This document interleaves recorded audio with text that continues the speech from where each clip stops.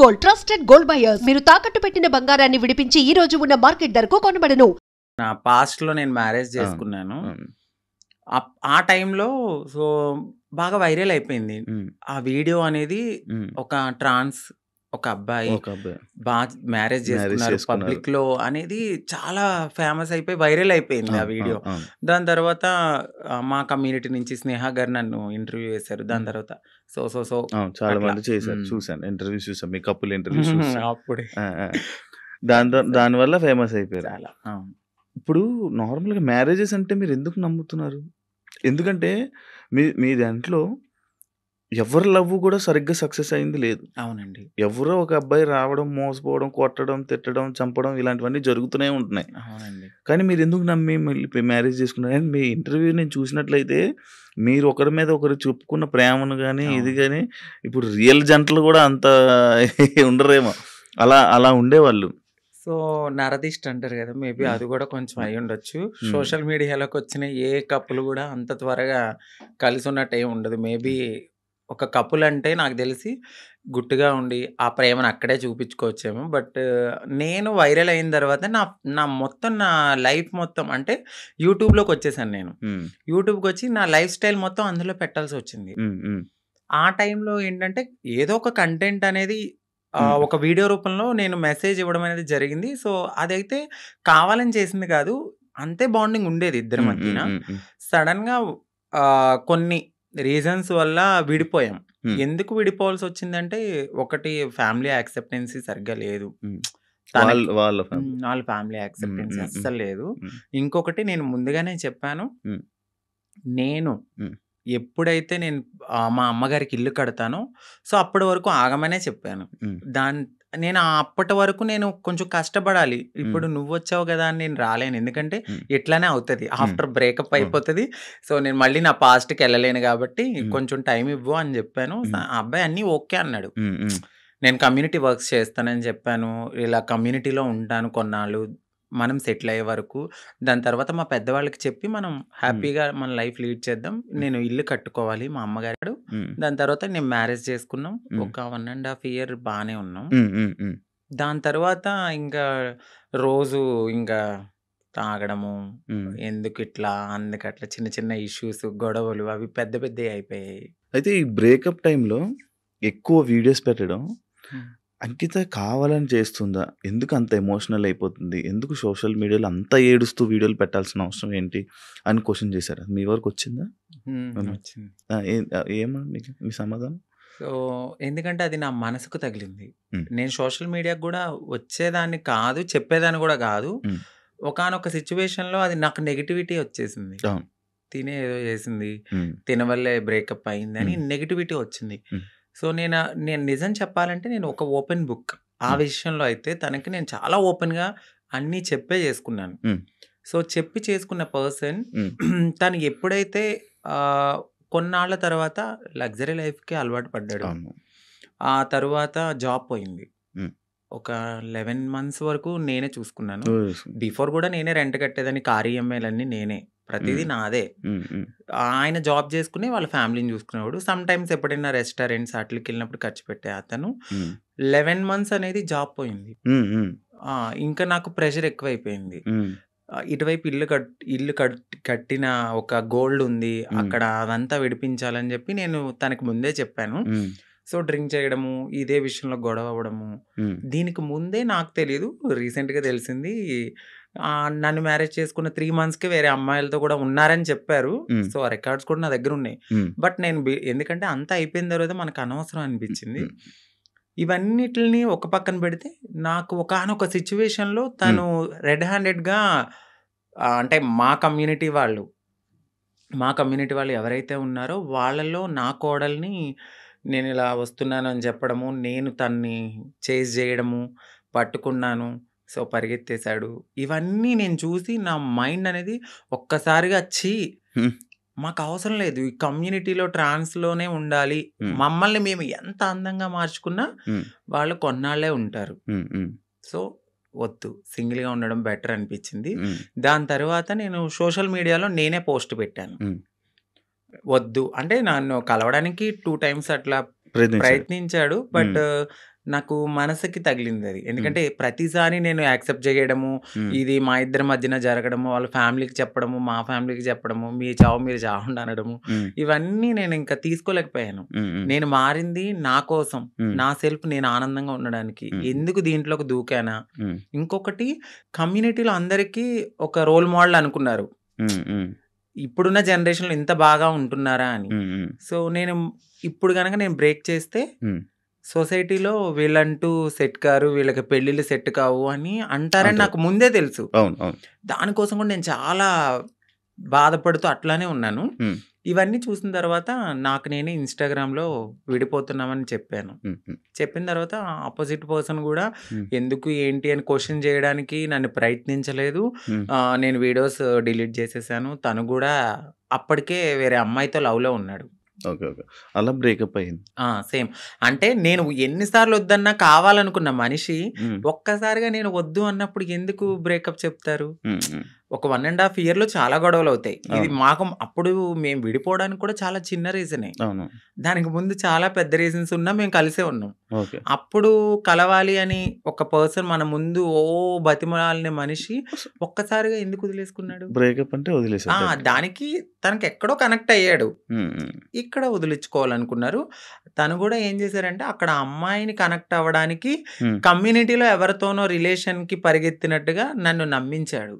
So అక్కడ నా మనసు బ్రేక్ అయిపోయింది.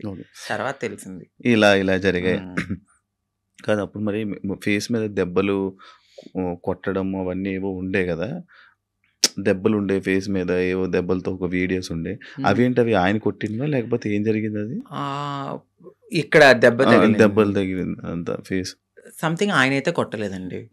సో అది అబద్ధము. ఇక్కడ దెబ్బ తగిలింది అనడానికి నేను అప్పుడు ప్రతిసారి మన ఐబ్రోస్ చేయించుకోవడానికి స్క్రబ్బింగ్కి వెళ్ళేదని. ఆ టైంలో నాకు అది రిఫ్లెక్ట్ అయింది అంతే. ఈ ఫేస్ ఇంత అందులో ఏడ్చి ఫుడ్ లేదు కానీ అది కొట్టేసారేమో, ఇబ్బంది పెట్టేసారేమో, ఇది అయిపోయిందేమో అని అనుకుంటే. ఆయన ఏం కొట్టలేదు. మీకు అదే ఫస్ట్ లవ్? అంటే అదే ఫస్ట్ లవ్ అనుకోవచ్చు. అదే ఫస్ట్ లవ్. అంటే బిఫోర్ ఒక లవ్ ఉండేది, అది అక్కడ దాకా రాలేదు. అంటే ఇంకా ఇది లవ్ కామన్ అనిపించింది ఇంకా, కానీ పెళ్లి వరకు రావడం అనేది ఇదే ఫస్ట్ పెళ్లి. ఇప్పుడు ఇద్దరు అభిప్రాయాలు కలుస్తాయి, కలిసిన తర్వాత మాట్లాడుకున్న తర్వాత కొన్ని రోజులు ట్రావెల్ అయ్యాక ఓకే నీవు నాకు సెట్ అవ్వలేదు వదిలేసుకుందాం అనుకునేది ఒకలా ఉంటది. ఇటు పబ్లిక్ వచ్చేసి మనము కామన్ అయిపోతాం, వాళ్ళకి రోజు కనబడతాం. ఒక్కసారిగా పర్సన్ పక్కన లేకపోయేసరికి ఎందుకు అని వాళ్ళు క్వశ్చన్ చేయడం అనేది రైటే ఉంటది. సో ఇక్కడ దాకా ఆ పర్సన్ అయితే ఉన్నారు అంతే.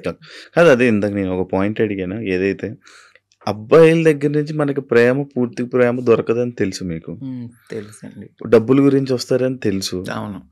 కానీ ఎందుకు నమ్మి దగ్గరికి తీసుకొని మోసపోయి మళ్ళీ ఏడడం? గొర్రె కసాయవాడిని ఎందుకు నమ్ముతుందంటే నేను ఏం క్వశ్చన్ చేయగలను. గడ్డు పెడతారు, తీసుకెళ్తారు, బాగా ఫుడ్ పెడతారు, తర్వాత వాళ్ళని చంపేస్తారు ఏది గొర్రెని. అలా అని చెప్పి ఆ గొర్రె వెళ్లకుండా ఉంటుందా? అయ్యో ఫుడ్ ఎందుకు పెడుతున్నాడో, ప్రేమగా పెడుతున్నాడేమో, తినడానికి వెళ్ళాము, దానికి తెలీదు. తర్వాత నేనే బలైపోతాను, మమ్మల్ని తినడానికి వచ్చారు. సో మా లైఫ్ లో కూడా అట్లనే జరుగుతుంది తెలుసు. ఎందుకంటే తల్లిదండ్రుల ప్రేమ ఉండదు. ఫ్రెండ్స్తో ఎవరితోన్నా మాట్లాడినా కూడా తను ఎందుకు మారిపోయాడు కదా, అట్లా ఇట్లా నువ్వు ఎందుకు మాట్లాడుతున్నావు, నీకేమన్నా రేపొద్దున బ్యాడ్ రివ్యూ వస్తుందేమో అని చెప్పి ఫ్రెండ్స్ ఎక్కువ మాట్లాడరు, సొసైటీ యాక్సెప్ట్ చేయదు. ఈ టైంలో ఎవరో ఒకళ్ళు మమ్మల్ని దగ్గరికి వస్తారనమాట. ఓకే మాకు ఈ ప్రేమ దొరుకుతుంది, జెన్యున్ ప్రేమ ఏమో అని నమ్ముతాం, నమ్మి దగ్గర తీసుకుంటాం. తనకు అయ్యిందని చెప్పి నాకు అవ్వాలని లేదు కదా అని గొర్రెలుగా నమ్మేసి ముందుకెళ్ళిపోయి తర్వాత బలైపోతాం. ఇప్పుడు అమ్మలతో లేదా? అంటే హైదరాబాద్ లో నేనే ఉంటున్నాను, ఇంటి దగ్గర ఇల్లు కట్టాను. అక్కడ మమ్మీ వాళ్ళు ఫ్యామిలీ అంతా అక్కడే ఉంటారు. ఇప్పుడు ఎలా డబ్బులు? ఇప్పుడు నేను నార్మల్ గా అయితే యూట్యూబ్ మీద యూట్యూబ్ బేస్ చేసుకున్నాను. దానికి బిఫోర్ నుంచి నేను కమ్యూనిటీ వర్క్స్ చేస్తూ నేను సెటిల్ అయిపోయాను. ఫైనాన్షియల్గా అయితే ఇప్పుడు నేను చాలా బాగా సెటిల్ అయ్యి ఉన్నాను. యూట్యూబ్ చేస్తున్న ఇన్కమ్ అట్లానే కొంచెం యూట్యూబ్ నుంచి ఇప్పుడైతే 1.2 అట్లా యూట్యూబ్ బిఫోర్ ఇంకా ఎక్కువ వచ్చేది. ప్రమోషన్స్ అవన్నీ ప్రమోషన్స్ చెయ్యట్లేదండి, నార్మల్ ప్రమోషన్స్ అమ్మాయిలకు సంబంధించిన బిఫోర్ చేశాను, అసలు చెయ్యట్లేదు నేను నో పెయిడ్ ప్రమోషన్స్ అని కూడా పెట్టాను. అవును చూసాను నేను. ప్రమోషన్స్ చేయరు, ఓన్లీ యూట్యూబ్ నుంచి 1.5 lakh 1.2 ఒక 2 months నుంచి అయితే మాత్రం నేను సరిగ్గా ఈ వీడియోస్ చేయట్లేదు. 12,000 13,000 అట్లనే వస్తున్నాయి, అంటే ఒక 3 months నుంచి. దాని బిఫోర్ నేను బాగా చేసేదాన్ని 1.2 మ్యాక్స్ 1.5 మధ్య. ఇప్పుడు రెవెన్యూ ఇంకేం లేదు. ఈవెంట్స్కి ఏమైనా వెళ్తారా? ఈవెంట్స్ ఏం లేదు. ఇప్పుడు నేను షాప్ ఓపెనింగ్స్ అట్లా ఏదైనా జరిగినప్పుడు కొంచెం నాకు తెలిసిన వాళ్ళు విఐపీస్ కానీ వాళ్ళకి కానీ దిష్టి తీయడము, లేదంటే వాళ్ళ ఇంట్లో ఎవరైనా పుట్టారు అంటే బ్లెస్సింగ్స్ కానీ నన్నే పిలుస్తారు. అక్కడికి వెళ్ళినప్పుడు బాగానే ఇస్తారు. 51 51 31 ఓకే. మొత్తం మంత్లీ ఓవరాల్గా ఇప్పుడైతే నా ఇన్కమ్ 1.2 అంతే. అంతే మొత్తం అన్ని కలిపినా కూడా అంతే. అంతకు మించి చెప్పట్లేదు సార్.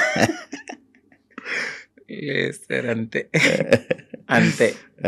అంటే ఆ టైంలో నేను సేవింగ్స్ ఎక్కువ చేసేసాను బాగా.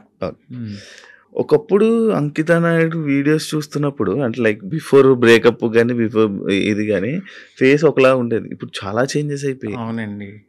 ఎందుకు అన్ని చేంజ్ చేసుకుంటున్నారు? అంటే ఎందుకు చేయించుకున్నానంటే నేను ఒక పుట్టడం అనేది అమ్మాయి తత్వంతో ఉన్న ఒక అబ్బాయిగా పుట్టాను. సో ఎక్కడైనా నాకు చిన్నగా ఏదైనా అనిపించిందంటే దాన్ని వెంటనే చేంజ్ చేసుకోవాలి అనే థాట్ నాకు ఉంటుంది. నాకు నేను ఒక పుట్టడం ఒక అబ్బాయిగా పుట్టిన నా మనసు అమ్మాయి అంటే ఇప్పుడు ఒక గొంగళి పురుగు ఉంటుంది, తన జీవితం ఎట్లా ఉంటుంది, చాలా చిరాగ్గా కనిపిస్తుంది. కానీ వన్స్ ఒకసారి తనకి మారినప్పుడు ఒక అందమైన సీతాకోక చిలుకగా మారుతుంది. సో నేను పుట్టినప్పుడు కూడా ఒక గొంగళి పురుగు లాగానే ఫీల్ అయ్యాను. నేను ఒక అందమైన సీతాకోక చిలుక అవ్వాలి అనేది నా మనసులో ఉంది. దానికోసం నేను ప్రయత్నించాను. డెఫినెట్లీ నేను సక్సెస్ అయ్యాను నేను అనుకుంటున్నాను. అంటే మీరు అన్నారు ఎందుకు ఇవన్నీ చేయించుకుంటున్నారు అని. నేను ఒక పరిపూర్ణమైన అమ్మాయిలా కనపడినా ట్రాన్స్ ఉమెన్ అనే అంటారు. బట్ నేను ఫీల్ అవుతాను ఒక అమ్మాయి పక్కకు వెళ్ళినప్పుడు ఓ అమ్మాయి కన్నా చాలా బాగుందిరా అనే ఫీల్ నాకు అనిపించినప్పుడు నేను సాటిస్ఫై అయిపోయి కామెంట్ అయ్యాలి. ఆ కామెంట్ కి నేను హ్యాపీగా ఫీల్ అయ్యి అమ్మాయి హ్యాపీ నేను ఇంత మారినందుకు. ఓకే. ఇప్పుడు సీతాకోక చిలకలకు రెక్కలు వస్తే ఎగిరిపోదామనా? వెళ్ళిపోతా డెఫినెట్లీ. ఎక్కడికి? ఎక్కడికో ఒక చోటకి, మమ్మల్ని యాక్సెప్ట్ చేసే చోటకి. అయితే ఇప్పుడు మొత్తం అంతా ఇంకా చేంజెస్ చేస్తూనే ఉంటారు అలాగా? అంటే జా చేయించుకున్నానండి, లిప్స్ నోస్ చేయించుకున్నాను, ఫోర్హెడ్ చేయించుకున్నా, నడుం చేయించుకున్నా, ఇంకా ఫుల్లీ ఫీమేల్ లాగానే అన్ని చేయించేసుకున్నాను. మొత్తం అన్ని చేయించేసుకున్నారు కదా. ఇష్యూస్ రావా ఏమి? అంటే ఏం లేదు. ఇప్పుడున్న టెక్నాలజీ ప్రకారం అయితే ఎటువంటి ఇష్యూస్ అయితే లేవు. అది శృతి మించితే ఇప్పుడు నేను చేయించుకున్న దానికి ఓకే, ఇంకా ఎక్కువ మనము ఎనర్జీ ఎక్కువ తీసుకుని మన బాడీని వీక్ చేసేసుకుని ఫుడ్ అనేది ఎక్కువ బాగా తినకుండా ఇలా ఉంటే చాలా ప్రాబ్లమ్స్ అయితే ఉంటాయి. And for more videos, please subscribe to iDream. Please subscribe to iDream. Please subscribe iDream. And please subscribe to iDream. For more videos, subscribe to iDream. please like, share and subscribe to the channel. Congratulations, iDream. Subscribe to iDream. Subscribe to iDream. So subscribe to iDream Media. iDream ki iDream team andarki huge congratulations. Please subscribe iDream Media. Please subscribe to iDream. Subscribe iDream. Please subscribe to iDream. iDream అంటే నా కళల channel subscribe చేసుకున్న నోరు తిరుగుతలేదు, మీరైతే గంట గుర్తు కొట్టండి. For more such videos, please subscribe to iDream. Subscribe to iDream. Please subscribe to iDream. Please subscribe iDream Media. Please do subscribe to iDream. Please subscribe to iDream Media. For best entertainment and information, please subscribe iDream. And don't forget to subscribe to iDream.